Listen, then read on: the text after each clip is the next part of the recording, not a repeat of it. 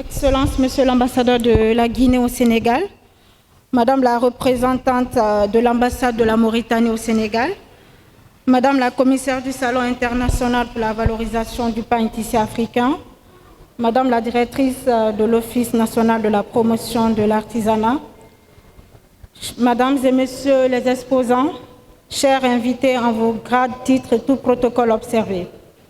C'est un honneur et un agréable plaisir pour moi de prendre la parole au nom de M. Moussa Moïsila, ministre de la Culture, du Tourisme et de l'Artisanat de la République de Guinée, pour tout d'abord remercier le gouvernement sénégalais pour l'accueil chaleureux et l'hospitalité légendaire pour moi et ma délégation font l'objet depuis notre arrivée à Dakar.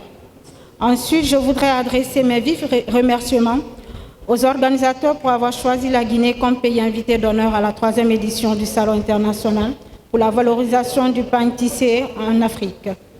Enfin, j'exprime ma profonde gratitude à l'endroit de notre ambassade et à nos compatriotes vivant au Sénégal pour leur disponibilité et leur accompagnement dans le cadre de cette mission.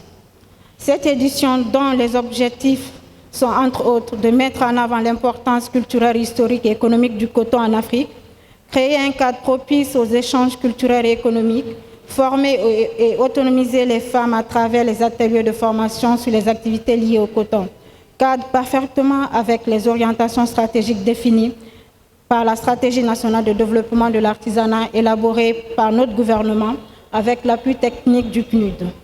Le coton, véritable clé pour la transformation du secteur du textile, doit être au cœur de nos préoccupations.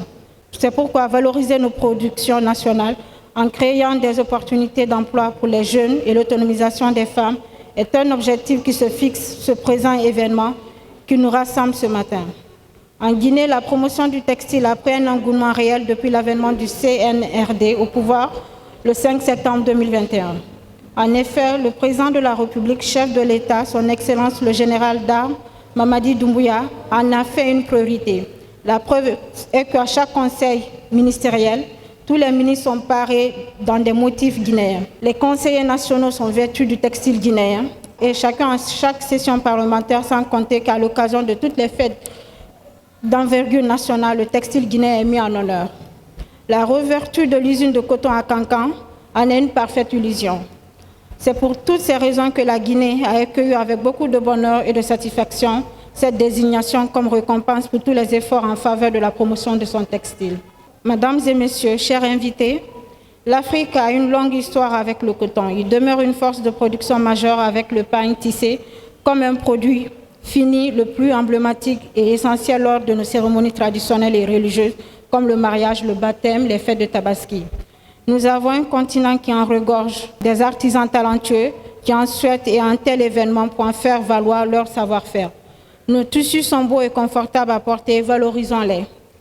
Pour avoir permis la tenue de ce salon, j'adresse ma profonde reconnaissance à nos partenaires du Branding Guinée, Enabel, le Fonds de développement des arts et de la culture, le FODAC.